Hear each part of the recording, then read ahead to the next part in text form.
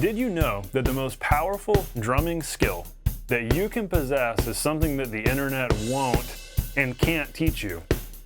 If you've had any trouble learning songs, feeling like you can't figure out what the drummer on the record is playing, you can't make any sense of the roadmap, like the order of the parts of the song, you're constantly messing up the kick pattern or that fill going into the chorus, then today's lesson just might be for you.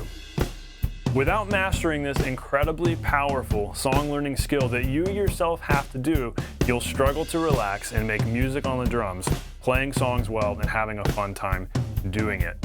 But don't worry, because I'll show you exactly what this skill is and how you can begin gaining it today. You can do this.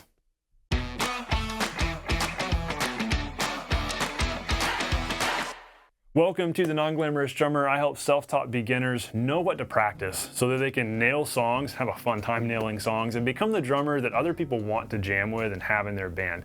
Because let's be honest, that's why we all got into this. We want to play songs, we want to sound awesome, and so my goal is to teach you all the things that help you get there. And hey, while you're here, and especially if you're new, I have a totally free gift for you in the description. This is my Know What to Practice 3-part daily practice guide for busy drummers. If you've just got 30 minutes a day to spare to practice and you feel like you don't have a lot of talent, maybe you're brand new at this, you really just feel like you don't know what you're doing, this is the guide for you. Because what this does is it breaks all of drumming practice, all of drumming skill into 3 main parts. And so if you practice the right things within these 3 parts, your practicing is balanced, well-rounded, productive, and you grow steadily. And that's how you master the drums. When you use this system, you don't have to worry about missing things or holes in your playing. This is going to help you a whole bunch. You're going to have a lot of fun here. It's going to help eliminate the stress and decision making of finding things to practice. Literally download this PDF and it's all right there. Even if you don't watch another YouTube video for the next month, lots of good stuff right here. So go grab that. All right, let's get on with today's lesson. Okay, so all this talk about not learning things on the internet, and some of you are like, Steven, isn't this an internet video that I'm watching right now? Aren't you trying to teach me song learning on the internet? Yes, but here's the difference. Our goal today is to learn how to learn so that you can go out on your own and master the drums and master songs without being spoon-fed everything. So as we start to unpack this, this is gonna make sense. So the problem is that most beginner drummers are looking to various internet resources to learn and master songs instead of using their ears. So kind of what this means is that they're taking shortcuts for short-term gain, but long-term loss. Does that make sense? I'm gonna do like a good preacher and repeat that. If you're not using your ears and you're using just internet resources that you can find to learn songs, then you're taking shortcuts for short-term gain because you end up learning a song or a fill or a groove faster, but ultimately that is a long-term loss. So I've worked with a lot of students, one-on-one, and inside my paid membership community. And here's what I see over and over again. Maybe this is you. Not trying to judge you, not trying to shame you, but maybe you can relate to this because I think we've all been guilty of this at some point to some degree. Here's what I've seen among my students. They're finding high quality sheet music and drum tabs, and they're watching detailed and sometimes really excellent drum breakdown tutorials on YouTube for particular songs they're wanting to learn. Because the cool thing about YouTube is if you want to learn so-and-so song, just like the record, sometimes you can even find the original drummer who played on the record teaching you exactly how to play it. Just like how you can dig up a video of Jeff Porcaro breaking down the Rosanna Shuffle. And there's nothing wrong with these things in and of themselves. This can be incredibly practical and useful. But the thing is, if you do this every time you want to learn a song, what happens after you learn that one song? Well, you then have to repeat this process for learning the next song, and then the next, and then the next. And so it just becomes this cycle of constantly having to rely on the crutch of these internet resources to learn a song, rather than you being able to learn the song yourself, just with the recording of the song, just the audio, in your ears. That is the powerful skill that you need to possess if you want to really master the drums. So here's where we're going today. Intentionally and actively listening to music in a strategic, focused way will give you the ability to be an awesome sounding musician, not just someone who hits things and regurgitates songs note for note. Because when you're just relying on drum tabs and sheet music, you're often just regurgitating things note for note. And you might be able to play the song perfectly in an academic sense, but there's probably not a lot of feel there, and you're probably not having nearly as much fun is if you really knew the parts, if you really understood the song and could really feel the song and play it from memory and play it with conviction. You're going to have so much more fun that way, and there's going to be so much more fulfillment and joy in music learning it that way, deeply internalizing it instead of relying on notes on a page and what that drummer on YouTube said. I want you to be able to do this yourself. We want to learn how to learn. That's what I want to teach you today. Because let's be honest, I think I said this already, deep down inside, we want to be creative and improvisatory. We want to learn songs. That's why we got into this in the first place, right? That's why I got into the drums, because I loved music, I loved songs, and I was all about that. I've never been the drummer's drummer who wants to just play blazing chops around the kit. I don't find a lot of joy in that. I don't even find a lot of joy in watching other crazy drummers do that who have incredible chops. That's impressive and that's fun, but really it's the songs. It's the songs that inspire me and that bring me joy. And my guess is that if you're here, if you're still watching this, and if you're digging into the non-glamorous content here, that's probably you too. You love songs, you've got a favorite band, you've got a favorite drummer out there, maybe in that favorite band who plays for that artist, and you just want to play songs. You want to sound awesome playing songs. And so deep down inside, we want to be creative and be able to improvise and make up our own grooves and kick patterns and make up our own fills. But the big gap from getting from, here to there is listening. You can only gain this by learning how to listen. And this is going to feel like a short-term no gain starting out. The drum tabs and the tutorials on YouTube, that feels like a good short-term gain, but it's a long-term loss. What we're getting at here with listening is not going to feel like a short-term gain, but I promise you it will be a massive long-term gain for you. So here's what we want to do. We're going to get super practical, super nitty-gritty with this today, and I'm going to give you some actions to take, and this is going to help you out a lot. I hope this is going to be game-changing for you, because we're going to listen to some songs. I want you to listen to some songs along with me and discover what all your ear is actually capable of picking out that maybe you didn't think you were capable of picking out. Because the common thing I hear from so many students is, man, I can't hear all the parts. I can't hear the kick pattern. I can't hear where the guitars. I can't hear all this stuff. But let me help you cheat a little bit by telling you what to listen for in a couple of classic tunes that I want you to pull up and listen to along with me. And I think you're going to be surprised what you are able to pick out, what your ears and your brain are capable of discerning in a recording. And this is going to be so encouraging and so empowering to you. So we're going to listen to two songs. I'm going to tell you which ones in a second. But I want you to specifically pay attention to the instrumentation in these songs. Which instruments are versus aren't playing in different parts throughout the song. This is a great way to do critical listening, where you're just listening through the song and you're asking yourself, okay, who all's playing right now in the verse? Okay, who's playing in the chorus? Now we've gotten to the bridge. Okay, who's playing in the bridge? Even if you don't understand the song form, that's okay. It'll start to make sense as you go, the more of this you do. But what you have to notice is that throughout a song, every great song tells a story. Every great song feels complete once it ends, and it has a climactic moment, and there's tension and release and contrast and all the good things that we expect to find in a great movie, we also find in a song. Every great song feels like a story, and so it has these dynamic ups and downs, and not everybody's playing at once. There's so many musicians. I'm going to try not to pick too hard on people. So many musicians I've played with and bands that I've played with in different settings where everybody's always trying to play at once. And it's like, come on, guys.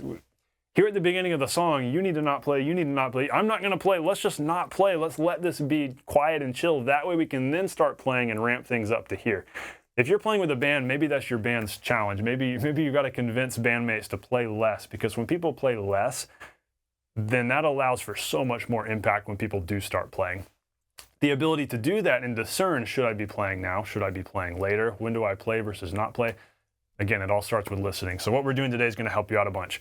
So ideally, I would play for you here in this video the recordings of these two songs that we're talking about, but of course, copyright laws, that all gets messy. So I'll tell you what to listen for and when to listen for them, and I'll provide the links to Spotify and Apple Music in the description below. What you can do is either on a separate device, have these songs pulled up and ready to go, so you can pause this video and go listen and then come back to here.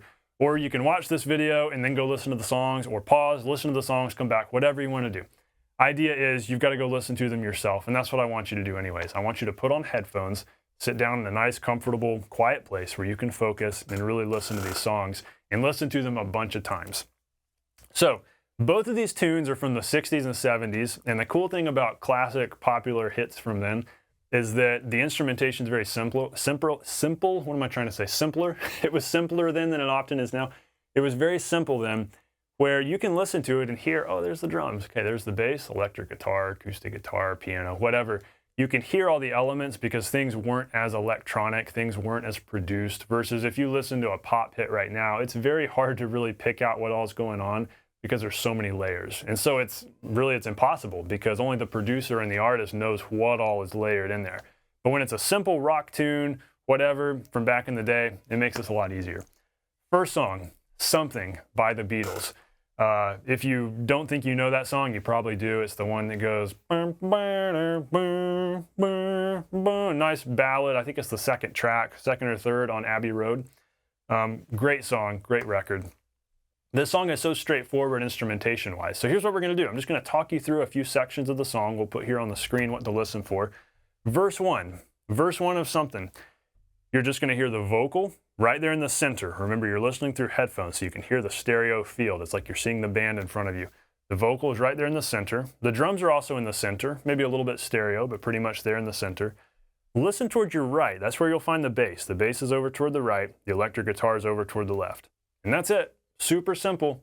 Listen to that first verse. Go back and repeat it as many times as you need to. I want you to specifically hear and pick out those things. Maybe this is the first time you're really doing this.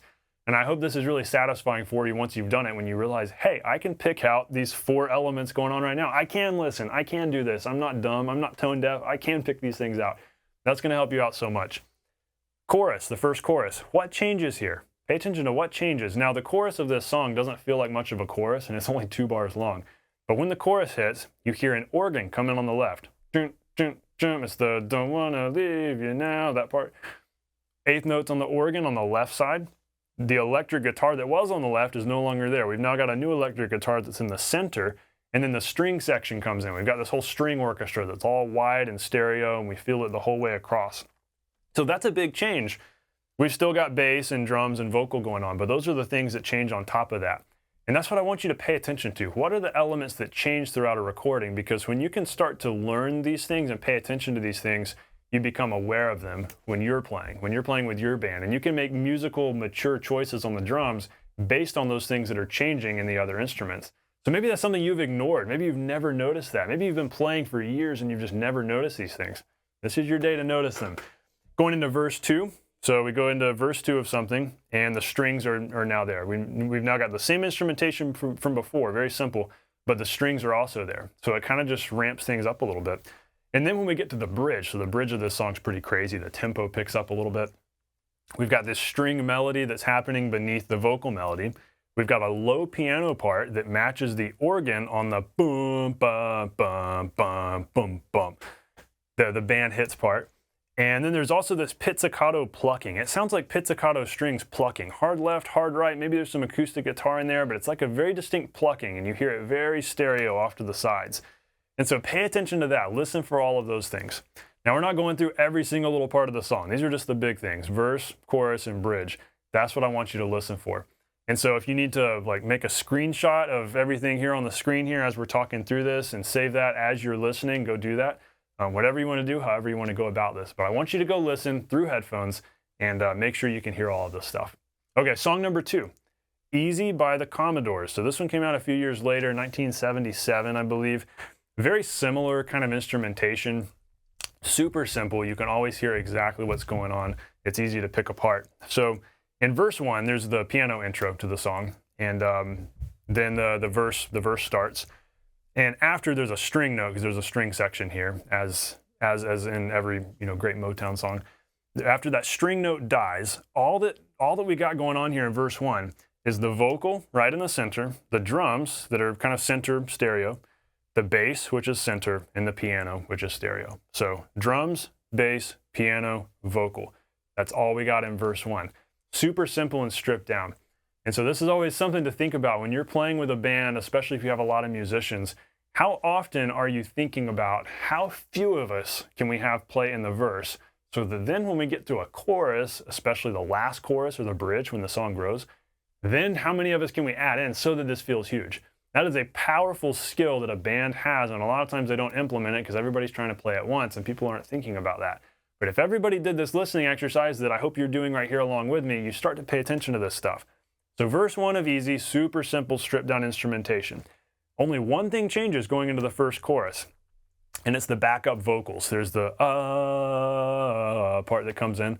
backup vocals, and that's the only difference. It's still that simple, stripped down instrumentation. Everybody's not going crazy yet just because it's the chorus. It's still super chill. So we go back into a verse and a chorus. Not a lot changes there, but getting into the bridge. So there's a big change here that happens in the bridge of the song where he goes to the I want to feel high, that line right there. These horns come in. So what's really cool about this, what I want you to listen for, there are horns that you hear down on the left. It's like low horns on the left. Then there's higher horns, so like trumpets that you hear over on the right. Pay attention to that and notice how much bigger does the bridge feel with those things added in. It's just adding some sustain, some longer notes, which is really cool because the drums are very staccato and punchy and closed hats. The piano's got some sustain, and of course the bass is sustained, but when you have long horns, especially low horns and high horns, that really adds so much and it takes it up to the next level, not to mention the melodies going up to the next level here in the bridge. Then after that, we go to the guitar solo, which is a really cool guitar solo. Instrumentation there is the same as the verse, so it actually strips back down. My theory is that it strips back down to allow space for just that big, fat, distorted guitar sound that's so cool. And so, you don't want the whole band going crazy necessarily for a guitar solo. You allow some space for that guitar to really shine through and really be the focal point. Because here's another thing, this is another tidbit here. In any great song, the band, the artists, the producers have crafted that song and crafted the instrumentation so that you, the listener, always know where to focus. It's like a great piece of art. I remember my middle school art teacher talking about this, and it drove me nuts as a middle school kid. Every great piece of art needs to have some sort of focal point, like, here's what the artist wants you to see. Well, it's the same in music, where in a song, there's always going to be something that pops out, something that everybody else has made room for. That way you have, your ear has something to lead you through the song.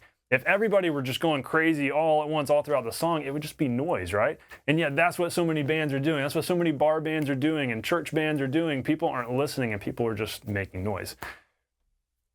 I won't go down that road. But you're not going to do that because you're learning how to listen. So then the chorus after the guitar solo, at this point we're ramping it up even bigger because we're getting near the end of the song. Now we're adding strings, plus there's some electric guitar licks that happen now and then. The strings are a huge deal. So the last time we were in the chorus, like the first time we went to the chorus, it was super simple just with the vocal ahs going on. But now we've added a whole string section.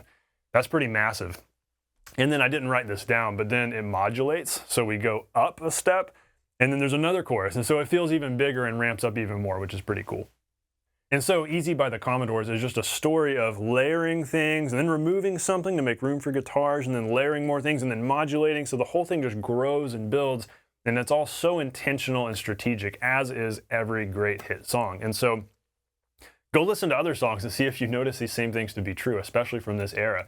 You'll find simple instrumentations and very specific, mature decisions made by musicians in the band and by producers, helping guide the song along. You'll find that nothing is haphazard. It's all very intentional. This person's playing here for this reason, and then they're playing here for this reason, and this instrument pops in here for that reason. And it all makes sense. And the more you learn to listen to these things and pay attention to these things, the better of a musician you will become. Even if it doesn't feel like a big short-term gain today, it will be a massive long-term gain in the future. So, real quick, what's next if you really want to master this? So I hope you've taken these specific action steps with me of listening to the songs, picking out these things, hearing them. But 3 steps if you want to continue moving forward with this. Number 1, do this process with as many other songs as you can think of, especially if they're from the 60s and 70s with very clear, specific instrumentations like that. So find other favorite songs, do the same process. Listen to, here's what's going on in the verse, here's what changed in the chorus, here's what's going on in the second verse, and so on. Step 2, do this while playing along with a favorite song you know well. So maybe you've gotten the hang of Easy, and so play along with Easy and see if you can still listen to these specific parts even as you're playing along. So you're playing and you've got your part down, but instead of focusing all of your attention on you and what you're doing, you're focusing on the other musicians in the recording. That's a powerful skill that we could talk a lot about doing, but that goes beyond where we want to go today. So we're kind of going to gloss over that. But that's a place you want to get to where your coordination is at a level where you can play and not think too much about what you're doing, but instead think about what else is going on. That's powerful. Step 3, do this while jamming with other musicians. So you're jamming with buddies, you're at a jam session, open mic, playing at church, playing in a cover band, whatever. And as you're playing, you're at a level where you're not having to think about your playing. you're playing kind of on autopilot, and instead you're basing everything you do off of everything else going on around you because you're listening to everyone else and you're hearing the instrumentation.